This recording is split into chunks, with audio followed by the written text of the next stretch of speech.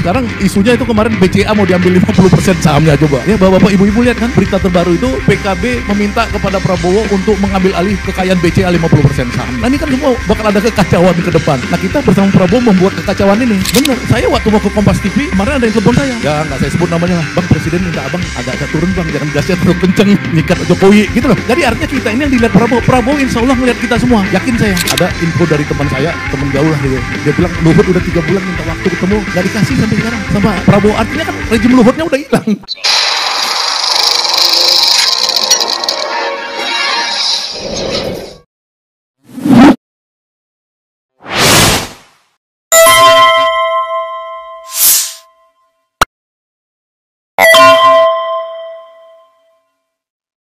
Bismillahirrahmanirrahim. Assalamualaikum warahmatullahi wabarakatuh. Bapak-bapak, ibu-ibu sekalian yang saya hormati, Pak Gatot, Pak Romad Wahab, yang nangkap saya dulu mas, zaman Orde Baru, Pak Purnomo, Jenderal Purnomo, sekarang dekat sama saya, Pak Tiasno, ya.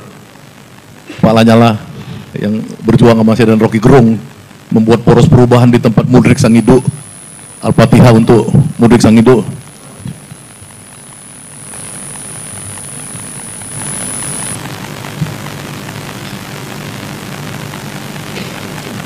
Jadi banyak pejuang-pejuang yang mendirikan kami ini, ada yang ditahan, ada yang meninggal juga seperti Pak Mudrik dan lain-lainnya. Kita mudah-mudahan tetap teguh. Nah bapak-bapak ibu-ibu sekalian, saya itu sekitar bulan Juni tahun lalu itu saya bilang sama Jumhur, Jum, lu atur gue mau ketemu Dasko. Akhirnya saya diatur sama Jumhur ketemu Dasko. Dasko itu temannya Jumhur waktu kecil. Dia sama-sama di komplek Bapindo. Kenapa? Karena saya mau berdialog dengan Prabowo. Bukan mau berdialog dengan Dasko saja, tapi dengan Prabowo, karena saya meyakini bahwa Prabowo ini bukan Jokowi. Ini dulu yang sebenarnya yang saya alami sekarang, supaya saya melihat kami ini ke depan tuh mungkin bisa ada perspektif yang lain. Ya bahwa cita-citanya sama, 8 tuntutannya sama, tapi strateginya mungkin beda, karena yang kita lihat sekarang ini ya, terutama ketika Prabowo melakukan satu tindakan yang sangat menyakitkan Jokowi ya, ketika dia membuat abolisi dan amnesti terhadap Hasto dan terhadap Tom Lembong, itu yang disebut Rocky Gerung sebagai salah satu bagian dari radical break. Karena radical break yang besar juga masih ada tentunya, tapi itu juga bagian dari radical break, memutus mata rantai di mana Jokowi minta Hasto dan Lembong, kita tahu ya, kita dengar-dengar dia minta dihukum berat, tapi kemudian Prabowo memberikan abolisi dan amnesti. Ini penting buat kita untuk melihat bahwa Prabowo dalam perspektif yang berbeda. Nah, bisa jadi Prabowo ini bukan Prabowo yang 15 tahun lalu yang kita dukung sepenuh hati ya, tapi Prabowo yang makin menua. Ini mohon maaf bapak-bapak, ibu-ibu yang makin menua, karena saya baru nanya sama Dr. Hariman Siregar sekitar 3 minggu lalu, apa sih bang orang tua tuh gimana? Kalau orang udah di atas 70 tahun kan, otaknya mengecil, kata Hariman. Itu bukan ini, itu kedokteran. 74. 75, dia lebih tua dari Prabowo 1 tahun. Jadi ketika otak mengecil mengkerut itu alamiah. Dia salah. Oh iya. Nah, tapi ketika otak mengecil itu, katanya orang menjadi sedikit penakut. Jadi kalau 15 tahun lalu, bayangan saya, ketika perundingan Indonesia-Amerika, ya Prabowo itu pasti akan melawan Donald Trump. Kita dikasih 19% lawan 0%. Tapi ini mungkin sekarang karena dia makin menua, ya dia juga sedikit agak penakut. Nah problemnya, tapi apakah orang yang sedikit agak penakut ini tidak perlu kita bela bersama-sama dia untuk menyingkirkan oligarki itu? Karena tanda-tanda dia menyingkirkan oligarki itu ada. Misalkan Reja Khalid yang nggak pernah disentuh jadi kabur ke luar negeri jadi pesakitan. Ya, kemudian kasus yang besar-besar juga dihukum berat.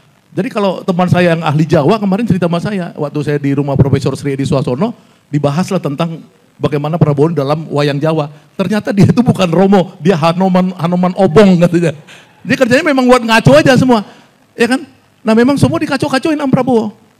Sekarang isunya itu kemarin BCA mau diambil 50% sahamnya, coba. Ya bapak-bapak, ibu-ibu lihat kan berita terbaru itu PKB meminta kepada Prabowo untuk mengambil alih kekayaan BCA 50% sahamnya. Nah ini kan semua bakal ada kekacauan ke depan. Nah kita bersama Prabowo membuat kekacauan ini. Asik kan kami kan? Harapan saya ke depan kalau bisa supaya menata ulang lagi. Nah jadi kita ini usul saya karena saya ikut mendirikan kami dengan risiko di penjara dan lain-lain. Saya melihat bahwa di sinilah sumber daripada orang-orang benar yang bisa menyelamatkan bangsa ini. Ya, jadi koalisi aksi menyelamatkan Indonesia itu benar, orangnya ada di sini semua. Nah problemnya strateginya gimana? Ya, kan di sini banyak yang punya interaksi dengan Prabowo.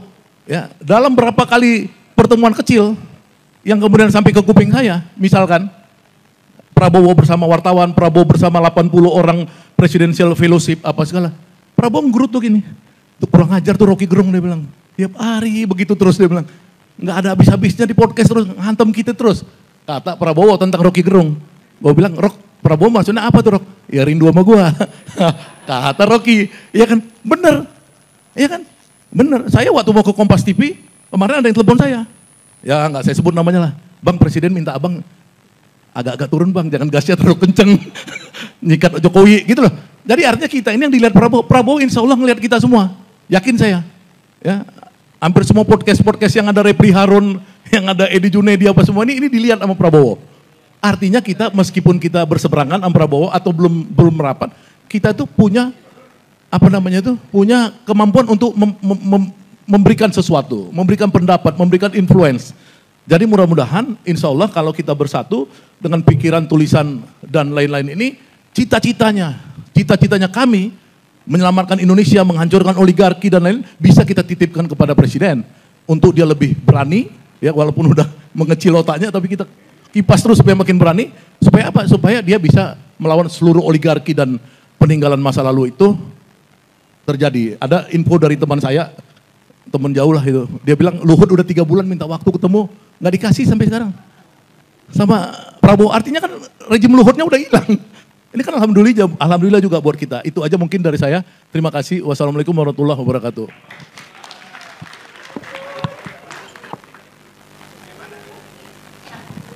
Makin asik. Kita tinggal cek, kita konfirmasi ya. Oke.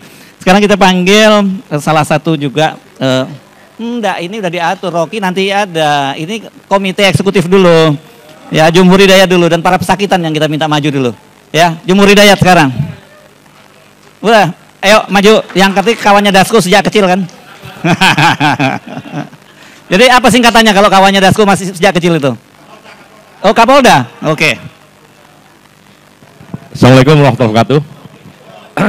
Saya rasa suasana kebatinan ideologi politik Prabowo Subianto sama dengan Pak Gatot, kita semua itu sama.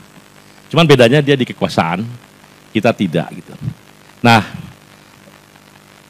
dia dikelilingi oleh orang-orang yang barangkali beda. Dengan Prabowo sendiri beda, dengan kita juga beda gitu. Nah ini seninya di situ.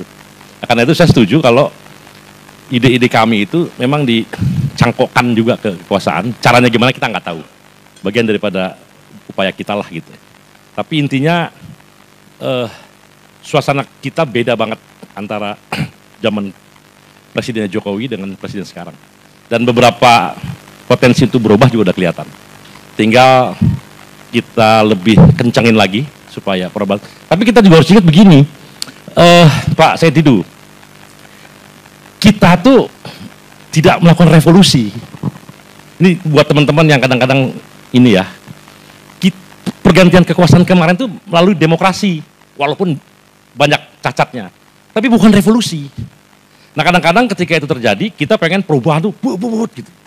Saya rasa itu jadi nggak nyambung antara fakta yang sedang berjalan dengan ide-ide perubahan yang kita harapin gitu. Kita pengennya berubah. Tapi orang menangnya lewat jalur seperti itu dengan jalur kompromi, dengan orang-orang yang masih terbawa gitu. Nah kalau mau revolusi ya, mari kita duduk lagi gitu loh. Kita duduk lagi, barangkali jangan-jangan memang perlu itu gitu. Tapi mudah-mudahan ya kita bisa tidak perlu berdarah-darah lah kira-kira gitu. Karena udah yang darah-darah itu udah kebanyakan gak enak juga. Terima kasih. Billahi fissabil haq. Wassalamualaikum warahmatullahi wabarakatuh. Satu lagi, in komite eksekutif. Saya nggak tahu mau baca puisi atau mau nyampaikan sambutan. Adi Mas Ardi. Silakan Mas Adi. Tadi, itu ada anggota dari delegasi RRT, ya. Roy Suryo, Rismond dan Tifa. Udah lengkap sekarang di sini ya. Oke. Baik, terima kasih Bang Hirsub. Saya pakai teks aja biar tertib. Assalamualaikum warahmatullahi wabarakatuh. Presidium kami, Prof. Rohmat, Pak Gatot, dan teman-teman Presidium, Pak Tiasno, Jenderal Purnomo, dan Pak Lanyala, dan teman-teman sekalian, teman-teman perjuangan di kami. Saya ketika menjadi ketua komite eksekutif di kami, itu situasi relatif tenang. Jadi saya bisa kontemplasi, bisa memikirkan istiqoroh dan lain-lain. Kemudian ketemulah identitas kami. Kami itu apa sih? Kami itu adalah replika Indonesia 18 Agustus 1945. Kita juga dideklarasikan 18 Agustus 2020. Jadi replika Indonesia 18 Agustus 45 ini adalah Indonesia yang menjadi mercusuar dan kepeloporan kepemimpinan untuk bangsa-bangsa di Asia Afrika untuk bangkit melawan penindasan, melawan kolonialisme.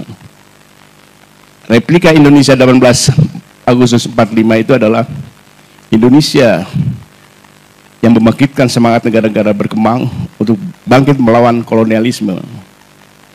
Dan itulah ketika kami memproduksi replika itu dan kemudian dijadikan cermin bangsa dengan bingkai konstitusi dan Pancasila, banyak orang menjadi tertarik, mengharapkan betul, karena ketika itu rezim Joko Widodo memasuki periode kedua dan arahnya mulai otoritarianisme. Perbedaan disikat, orang bicara dibungkam. Kemudian muncullah menimbulkan ketakutan di hampir semua lini kehidupan. Tidak ada yang berani mengkritik. Nah, kami inilah kemudian menjadi cermin organisasi, menjadi organisasi pemikiran yang menyebarkan virus keberanian kepada masyarakat sivil di tanah air. Ada misalnya Ubed Habadun yang bekerja tanpa ditugaskan karena dia di kami, dia paham pikiran kami, dia menyelusup ke kampus-kampus. Keberanian itu kemudian dipelopori juga dengan teman-teman sendiri yang masuk penjara, itu bagian dari pengorbanan. Dan alhamdulillah sejak itu kemudian keberanian muncul di mana-mana. Kemudian ketika makin gila rezim ini membuat undang-undang cipta kerja, tiba-tiba semua masyarakat sipil bergerak, bergolak, dan kemudian melakukan perlawanan. Tapi saudara sekalian, kami sebagai cermin itu kurang cocok dengan budaya bangsa ini. Bangsa ini tidak punya budaya bercermin. Saya kasih contoh. Banyak cita-cita universal, nilainya, ada di padanannya di Indonesia, kecuali Snow White. Kenapa Snow White tidak ada? Bukan karena tidak ada saljunya, tapi di situ ada tokoh namanya cermin. Ketika permaisuri bertanya mirror on the wall, who is fairest one of all, dijawab kamu paling cantik. Tetapi ketika dijawab kamu sekarang kamu tidak cantik lagi, ada yang lain. Kalau itu diterjemahkan di Indonesia, pasti si ratu itu membelah cermin. Kemudian cerita selesai. Dan cermin di dalam produk budaya kita tidak pernah dipakai oleh para penguasa dari zaman ke zaman. Pertama di masa lalu karena raja-raja itu merasa titisan dewa sehingga tidak perlu bercermin, rakyat takut sama dia.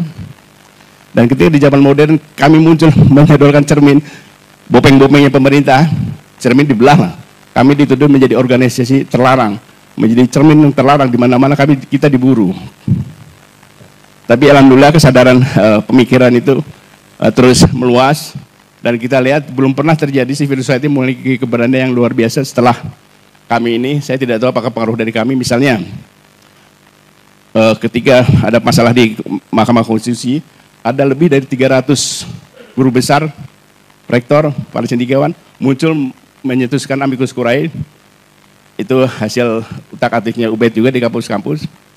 Kemudian muncul perlawanan civil society lewat film pemilu itu, Dirty Vote. Keberanian masyarakat sipil sudah mulai menarik juga. Nah persoalannya sekarang ini kami ini sebagai cermin, bagaimana menjadi cermin yang bisa diterima oleh rezim. Yang agar tidak, kalau kita tampilkan cermin itu wajahnya buruk itu kemudian tidak dibelah cerminnya itu. Nah ini tentu saja perlu gerilya juga ke kekuasaan bahwa kami ini hanya menjadi cermin. Dan cermin itu adalah untuk mempertontonkan wajah kekuasaan hari ini. Mau bopeng di sini, bopeng di situ, harus berdandan dan lain-lain. Nah sialnya sampai hari ini penguasa itu hanya mau bercermin kalau cermin yang palsu, cermin tipu daya. Misalnya lembaga-lembaga survei yang ngasih tahu ini kamu cantik, ini hebat, dia percaya. Kalau kita kasih cermin yang menampilkan keburukan mukanya, cermin dibelah. Nah saya kira inilah saya ingin menawarkan bagaimana kita menjadi cermin yang ajaib, tapi juga bermanfaat untuk bangsa ini. Terima kasih. Wassalamualaikum warahmatullahi wabarakatuh. Oke, terima kasih.